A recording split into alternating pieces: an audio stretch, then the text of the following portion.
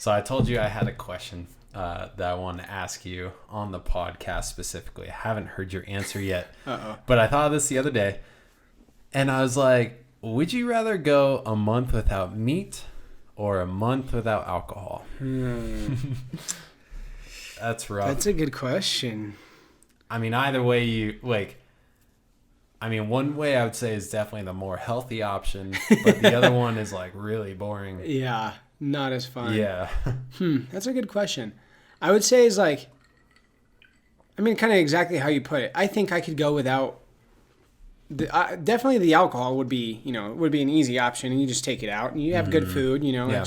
You're not bringing in those calories, but at the same time, the drinking is like an enjoyable. I obviously training, I couldn't do that for so long, and now it's like, oh man, if we want to go to lunch, have a beer. If we want to go do this, have a drink. And go out with friends, have some drinks.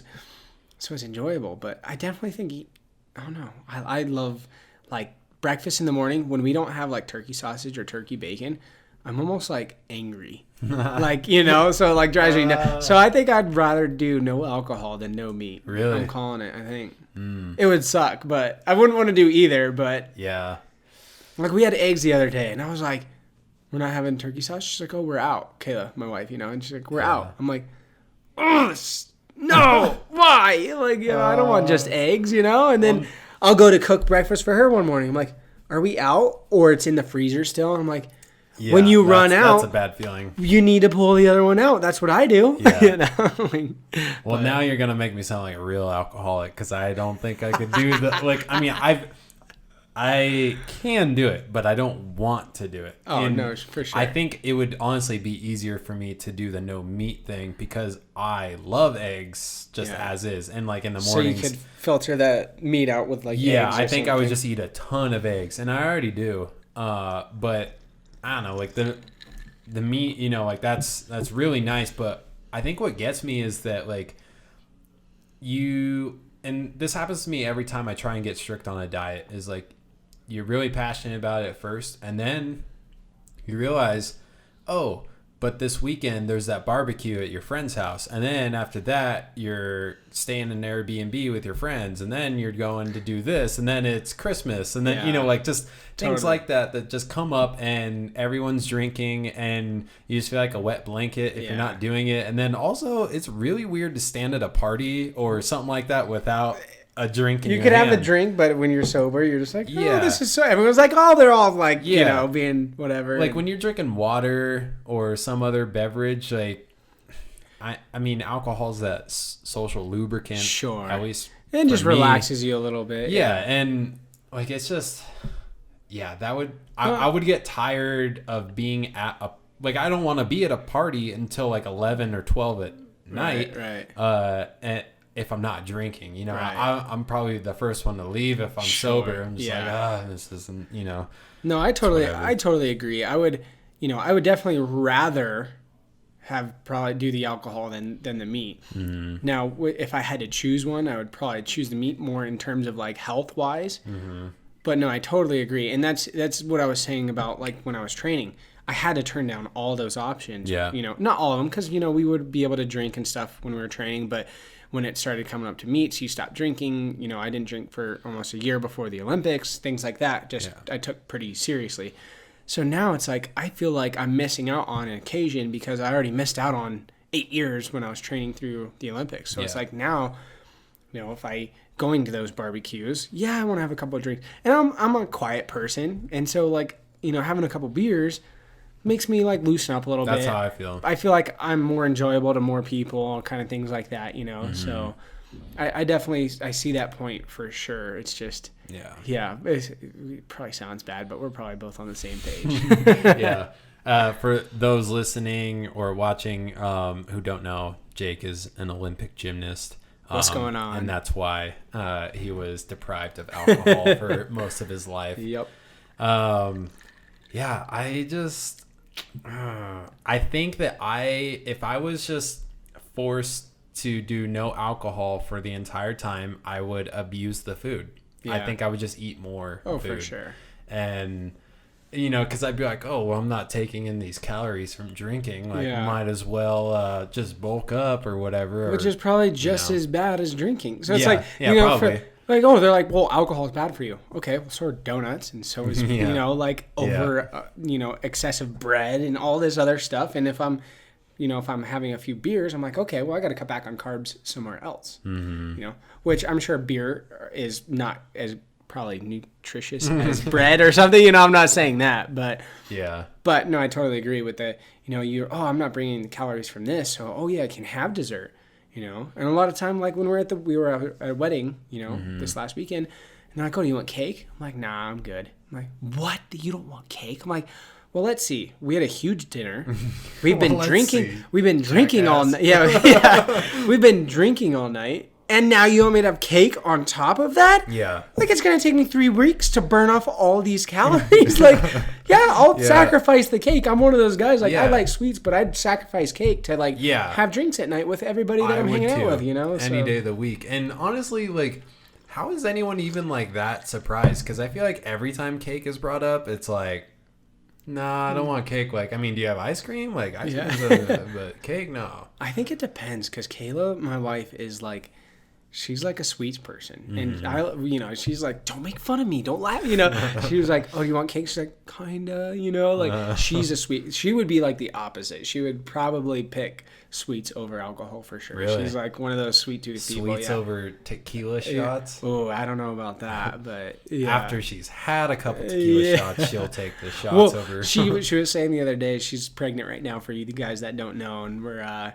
about halfway through, but she was like, this is probably going to make me an alcoholic, because she's like, all I want to do is like, I want some wine. Dude, I couldn't imagine. And I'm like, oh, it's so funny. I've said that multiple times. I'm just like, I could not imagine being a woman. Like, because I mean, now that, because I'm 24 for anyone who doesn't know. And I mean, even when I was 21, I wasn't that crazy about drinking. Like, it was just whatever. But then I started finding like drinks actually taste good. Right. Like, and then you start to learn like your tolerance, what you like, and, things like that, and it actually becomes enjoyable. Yeah. And when you don't have your friends jumping down your throat all the time, I mean, my friends are still pretty bad about it, but not as bad about, oh, drink.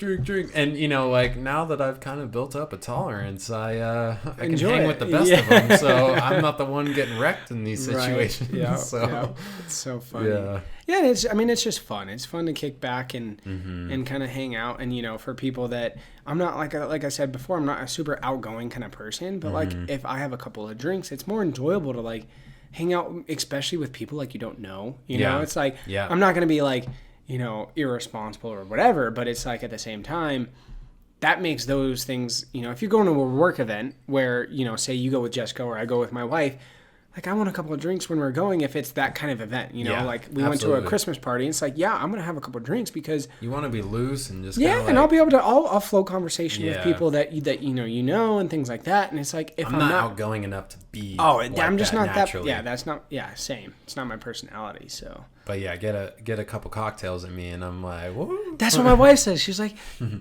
yeah, when you start drinking, you just don't shut up. I'm like, I know, but like, would you rather me be quiet and awkward and weird? Or would you rather me have a few beers and then have an enjoyable? And that's the thing too. It's not like like you're having drinks and you're like this completely different person. It just allows you to loosen up a little bit and not be so, because like, I'm a very like, I hold things in. I'm like, I'm stressed about certain situations. I'm like, oh, well, what if this happens? What are we gonna do? Or like, which is probably overkill. I'll call that out, but.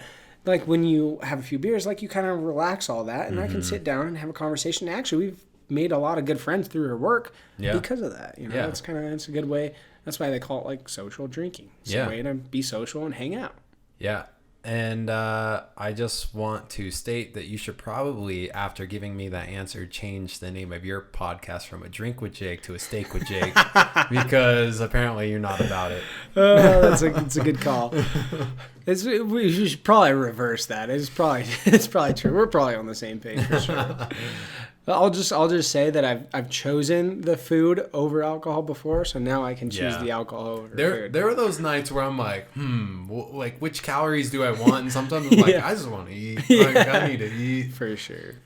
There are those days after a workout where it just feels like your muscles are deteriorating, and you're like, I feel like I really need to slam some food right now. Yeah. I feel that sometimes, it's not very often, but like I just have this like thing in the back of my head that's like protein. Yeah.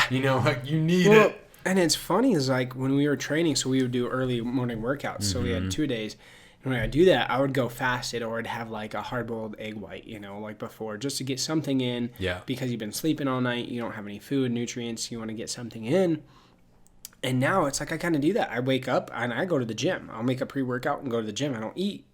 And then COVID happened, and now it's like, wake up, have some coffee, eat some breakfast, then go to the gym. Yeah. And, one of the trainers, Joe, was like, man, you're looking like full, like not in a bad way, but like you're looking full. I'm like, because I normally come here fasted and like, not that I'm like anywhere near like what I used to be at, but I was like, yeah, but when I eat, I was like, we had pizza last night, I ate breakfast this morning, and I'm lifting and I can like feel it. It's like I can only do so much stuff and I feel like puffy, Yeah. And it's like, it's a total different game changer. I mean, on top of that, you went 2 months with having to do home workouts, which is just like, I mean, it's something, but it is not at all the same because like you think you're getting in an okay workout, like if you really push yourself, but then as soon as you hit the gym, you are so freaking sore after 2 months of not being in it. Yeah. But yeah, I'm the same way. Like now, like, cause I used to, like wake up, have like a protein bar and coffee and then like, have my pre-workout and go. But now it's like I wake up, pre-workout, protein bar, probably like 50 to 60 grams of protein and something else in my breakfast, and then like hang out for a little bit, drink, and then hit the gym, and then go. And so I'm like 4 pounds heavier since I woke up. Yeah.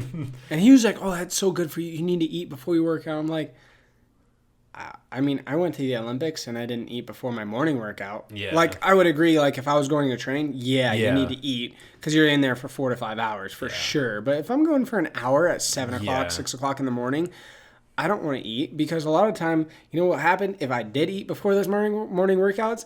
And it's not just like, oh, let's walk in, let's do a couple bench press. It's like you're in there full body circuit, like wrecking shit for like an hour. You're gonna throw up.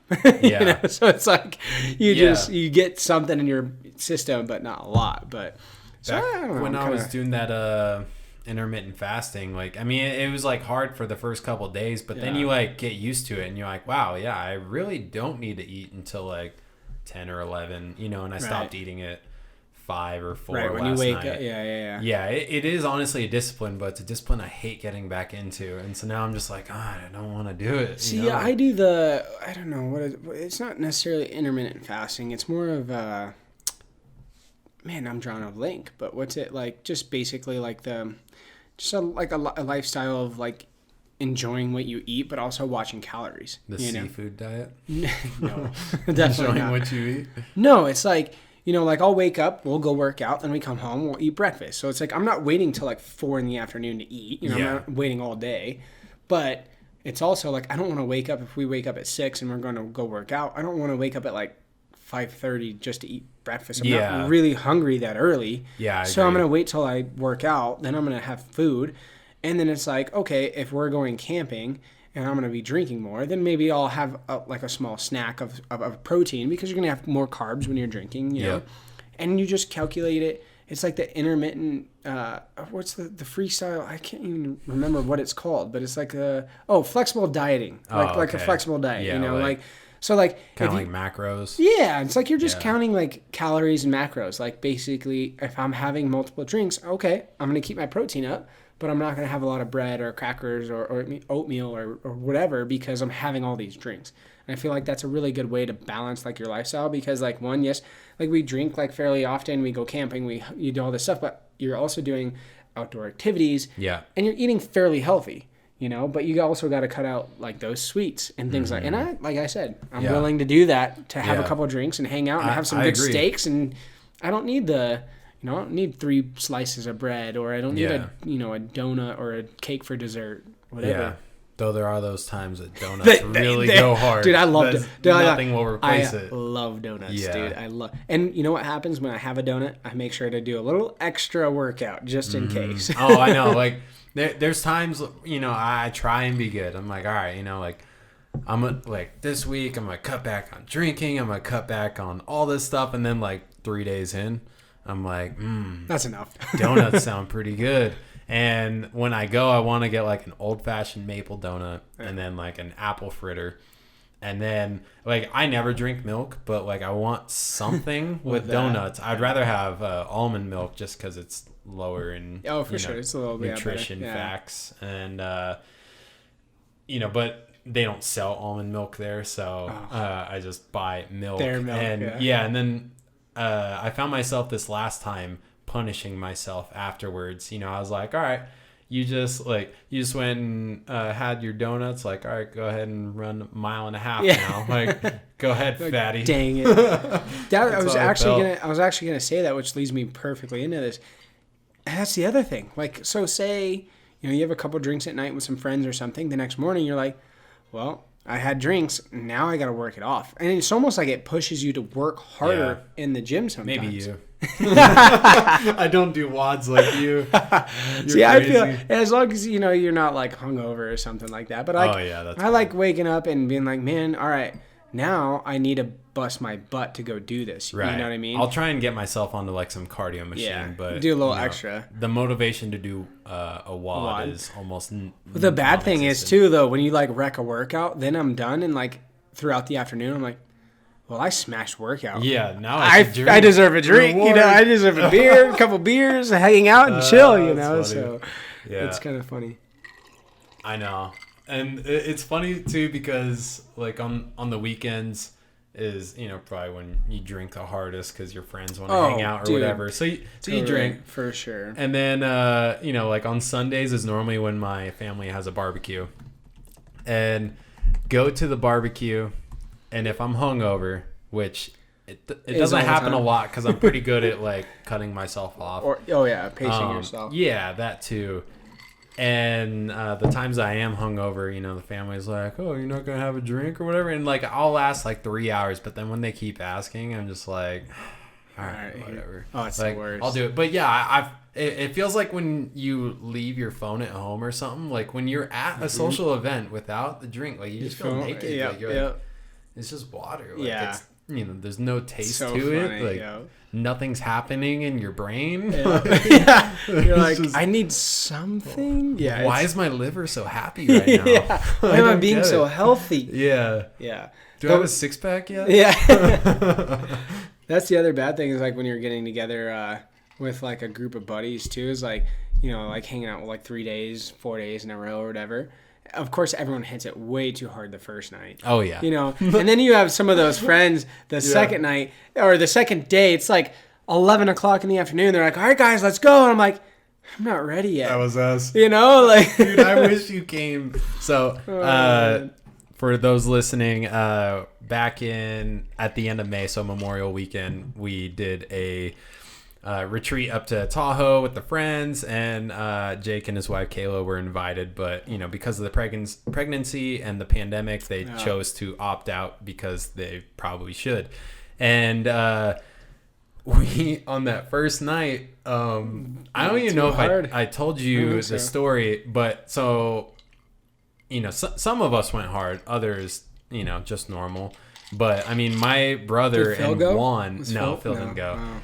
My brother and my friend Juan, they were taking shots of tequila all night, plus regular drinking, and we got a hot tub and all this stuff. So anyway, Jacob ends up blacking out. But oh gosh, yeah, he blacked out, and it's funny because like the last thing he remembered was way before he went to bed. Oh my gosh! And like the last thing he remembered was when me, Jessica, and a couple other people were in the hot tub, and he's inside the house, and he's grabbing the balloons that Jessica bought for the party, and he's just popping them right in front of her, like just right in her, right in his hand. And I bet she was stoked about that. Yeah. Well, and so when he because he ended up going into the hot tub pretty drunk, and it's only which like is a half bad open. idea. Yeah, it's only half open, gosh. so you could just go under there and get trapped under there, whatever. So he gets out, and he obviously has no idea what's going on, and then he crawls into bed with our friend Dylan, and is like trying to sleep with him with the wet shorts on. Oh my gosh. And then he gets in his own bed, and when he wakes up in the morning, apparently he's wearing Juan's shorts. because he couldn't find his swim shorts, so he was wearing wands. Oh, jeez. And I think he still has them right now, because he's never given them up. But yeah, he was up. So I think he went to bed at like 3 or 4 in the morning, and then he was up when we were up at like 7 or 8.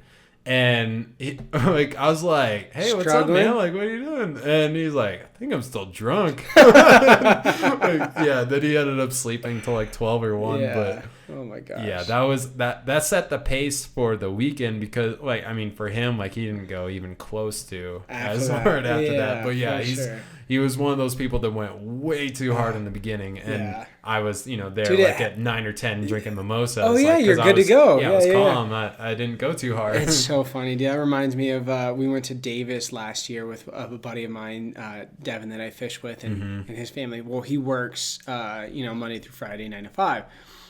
So we went out, what was it, Thursday night, and he had to go back to work Friday morning. So we wanted to go out, get out Thursday night and stay Friday, Saturday, Sunday, and drive back Sunday night, And so he was like, well, cool. Like, my wife is off work on Friday. We'll drive up Thursday night. I'll just drive back to work on Friday, come back Friday night, and we'll hang out and camp the rest of the weekend. I'm like, sick, okay. This is where I figured out the first night of camping, we always go way too hard. Yeah. We all get out there Thursday night. We get everything set up. I'm out there. I save them spots. They come out. He's got this big fifth wheel that he's parking, whatever in his spot. And so everything's set up. So we're like, cool. And then his dad comes out. So cool. We're all hanging out. Thursday night, campfire. We have dinner. Start having some drinks.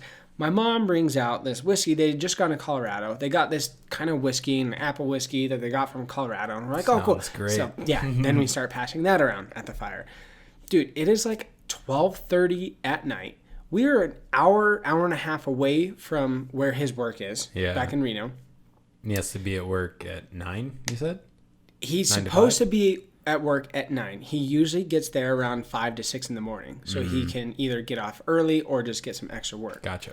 So he's usually up at 4.